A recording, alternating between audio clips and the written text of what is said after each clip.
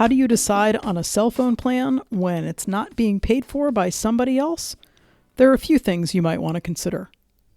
Hi, I'm Nika Waters, and welcome to the Boat Galley Podcast. Today, I'm talking about 3 things you have to consider when you're looking at cell phone plans.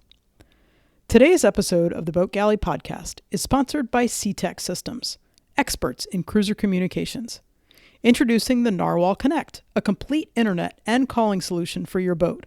With plug-and-play Wi-Fi, cellular, and satellite, it's the only system designed to give you cost-effective internet anywhere in the world. Visit seatech.com for more information. That's sea-tech.com for more information. As a bonus, Boat Galley Podcast listeners get free shipping with the code BG20 at checkout. SeaTech Systems. Navigate anywhere, connect everywhere.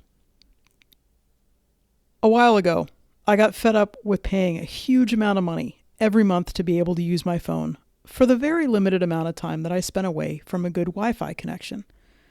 Because as a land-based person, pretty much I spend a lot of time in the house or somewhere where there's Wi-Fi. I'm not often out on the road where I need data or a really great way to access data mobilely. Once we head off cruising, though, our access to a consistent Wi-Fi connection will definitely disappear, leaving us at the mercy of coffee shops and libraries and places like that. One of the things that we realized is that with cell phone plans, you get to choose 2 out of 3 parameters. You can choose price, coverage, and features. You need to figure out which 2 you care about more. If you're interested in price and coverage, you might be limited in features. If you care about features and coverage, well, you probably then are going to be taking a hit in terms of price, and you'll be paying more. You get the idea. There are certainly lots of great high-end cell phone plans out there. That's the price part. You can spend lots and lots of money, like $100+ a month per line from the big companies like AT&T, Verizon, and Sprint. And you may decide that that is the level that you want, particularly if you're after being able to be connected in lots and lots of different places. Because one of the things with the cut rate cell phone plans is that they're often considered sort of second-tier carriers. So even though your plan may use the network of AT&T or Verizon or Sprint, your actual coverage might not be the same because your traffic is considered of a lower, lesser quality, lesser importance. Truly think about those 2 out of 3 parameters and understand which 2 are the most important to you. Which cell phone plan you choose is going to depend on a whole lot of factors. And if you've listened to any of my Boat Galley podcast episodes, you will know that it depends is my favorite response to almost any cruising question out there. So to that end, I'd like you to think about 3 things. Number 1, what phone do you have? If you're counting on bringing that already paid for phone with you to a new plan, you might have to dig, and you might even not find it if you dig in the fine print. Some of the highly touted features of one plan might not actually work on the phone that you have. And a thing to do would be to talk to people. When you ask people how they like their plan, ask them specifically what phone they have. Because somebody who raves about Google Fi might not have an iPhone. We found that out. I found that out when I actually switched to Google Fi about a year ago. I was really excited about their features like Wi-Fi calling and network switching because their Google Fi's main thing is T-Mobile.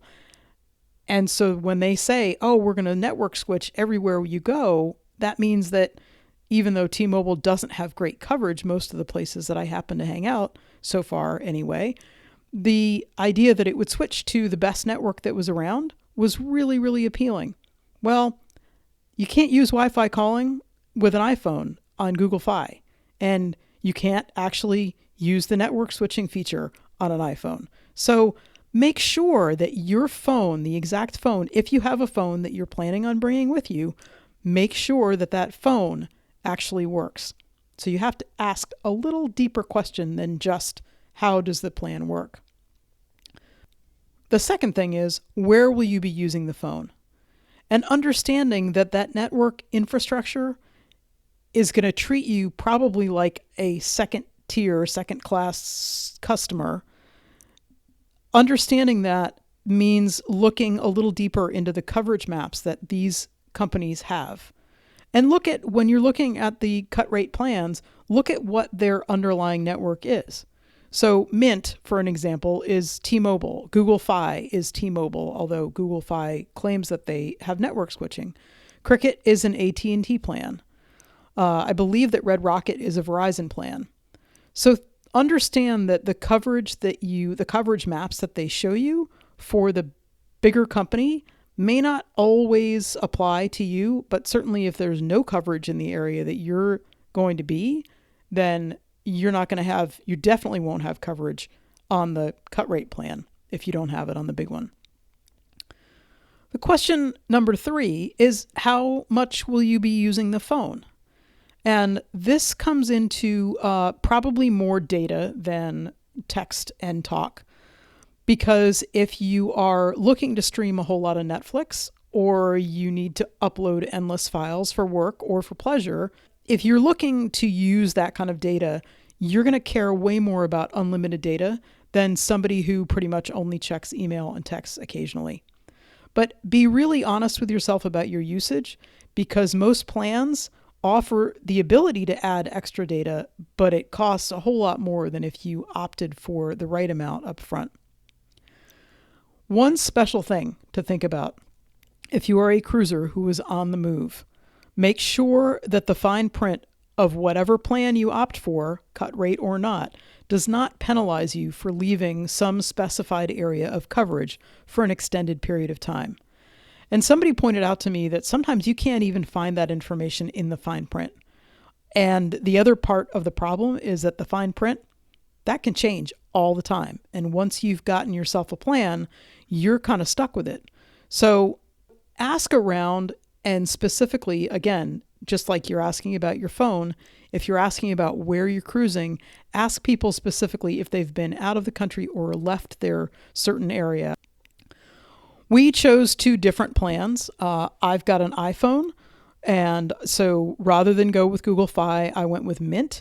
It offers me 3 gigs of data and unlimited text and calls. I was definitely looking for the cost and also features like Wi-Fi calling that I needed to be able to access on an iPhone. It'll be interesting to see what happens and whether I need to shift that when we actually leave to go cruising. Remains to be seen. Jeremy is actually on Google Fi because he's got a Google phone. Right now, we're land-based, so we're using a lot of Wi-Fi data and not having to go into the Google costs. Google Fi costs for data only what you use. So if you are not a big user of it, it can be a really inexpensive way to get your data fix. So for me, I was after cost and features, and the coverage was less of an issue. For Jeremy, he was thinking more coverage and features with the price less critical. Google Fi isn't super cheap. It certainly is if you compare it to a Verizon or an AT&T or a Sprint plan. But if you start using a lot of data, it is going to add up. So the Fi account is a base of $20 a month plus data. It's $10 a gig prorated by what you actually use. So you might see a Google Fi bill of $23.17, which is kind of interesting. But who knows? We will be cruising soon, and our thoughts and the way we need to use the phones and what we wind up using might change tremendously. We will keep you posted.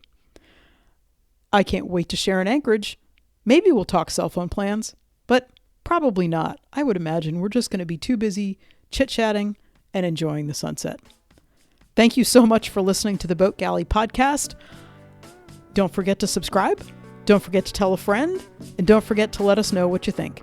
There's a link to our emails in the show notes, and you can always just leave us a review. Have a spectacular week.